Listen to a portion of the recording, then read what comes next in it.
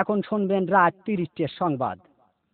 Radio চেরাবেড়া খবর পড়ছে সব দলের মা সরে দাঁড়া। খবর প্রচারিত হচ্ছে কাটাখালী কচুবাগান গুটোগুটি সেন্টার থেকে।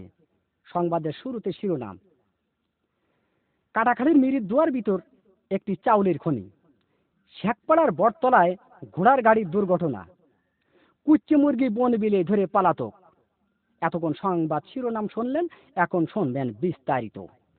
খবরে জানা যায় কুদা ফকির বাড়ি দেয় তবলায়, ইকরামের হাঁসটি ধরে নিয়ে যায় কেবলা, হাঁসটি ধরে নিয়ে যায় পশ্চিমবঙ্গ ভারত থেকে। রাতের বেলায় দাবড়া দাবড়ি হয়, কোনো সুসংবাদ পাওয়া যায়নি। সকালবেলা সংবাদ পাওয়া যায় কিনো ফকিরির দরগায়। খবরে জানা যায় হাঁসের কোনো ক্ষয়ক্ষতিও নেই, বন বিলের লোম কটা সব জড়িয়ে পড়িয়ে গিয়েছে। গতকাল কাটাখালের ব্রিজের পারে একটি মহিলা দাঁড়িয়েছিলেন। মহিলা দাঁড়িয়ে থাকার পর একটি বাড়ি মাছি উড়িয়ে যাইতাছিল। খবরে জানা যায় মহিলার উড়নার বাড়ি লেগে বাড়ি মাছি 36টি দাঁত ভাঙে জায়গায় পড়ে যায়। এরপরে বাড়ি মাছিটি দুঃখ প্রকাশ করেন যে তিনি দাঁত দিয়ে কিছু চাবিয়ে খেতে পারছেন না। আমাদের কদবেল হায়দার বাড়ি মাছির দাঁত লাগানোর জন্য 36 লাখ টাকা পুরস্কার প্রদান করেন। গতকাল কাটাখালীর মিরির দুয়ার ভিতরে একটি চাউলের খনি পাওয়া গেছে। তাতে 3.5 চাউল পাওয়া গেছে, আরো পাবো বলে আশা করা যাচ্ছে।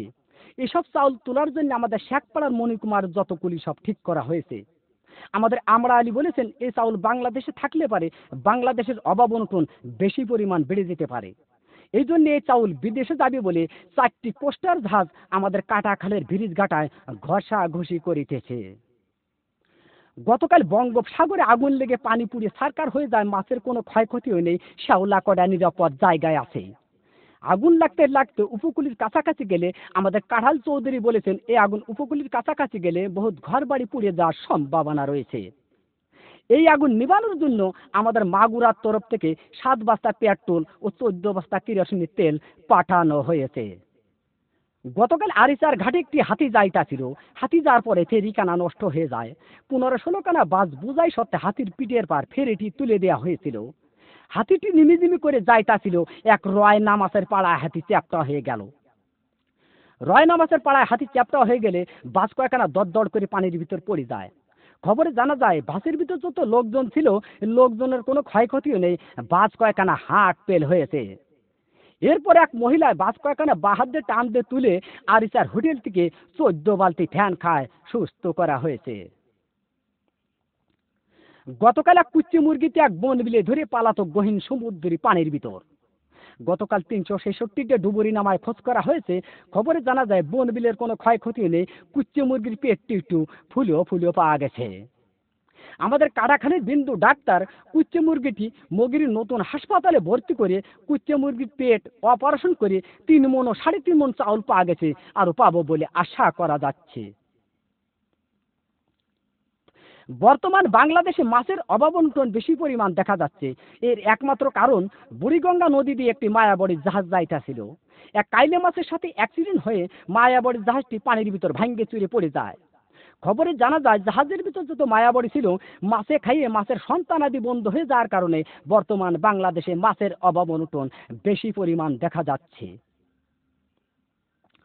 গতকাল শেখপাড়ার বটতলায় এক ঘোড়ার গাড়ির চাকা বাস্ট হয়ে 600 মানুষ নিহত, আরো কতজন আহত হয়েছে।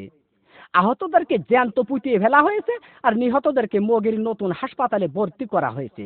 গত মাসে এদের সুশীলেতে চিকিৎসা হবে বলে জানা যাচ্ছে। সবশেষে আবহাওয়া।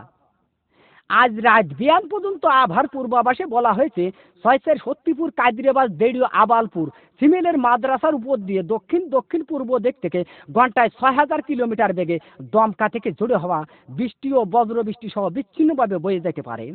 সেই সাথে ইট পাটকেল ও পাথরের খোয়া পড়ার সম্ভাবনা রয়েছে। এইসব এলাকার বাস, ট্রাক, মাইক্রো ও কার গাড়িকে 1 নম্বর সতর্কতা সংকেত দেখিয়ে যেতে বলা হয়েছে। আর এইসব এলাকার সাইকেল, বাইসাইকেল, মোটর সাইকেল এবং মকবুলের ঘোড়ার গাড়িকে ঘরের ভিতর বাইন্ধে থুয়ে বসে থাকতে বলা হয়েছে। এই আবহাওয়ার পূর্বাভাস রাত বিয়ান পর্যন্ত বলবৎ থাকিবে। আগামীকাল সূর্য উঠলি আর ডুববে না, ডুবলি আর উঠবে না। খবর শেষ হলো। খুদা হাফেজ।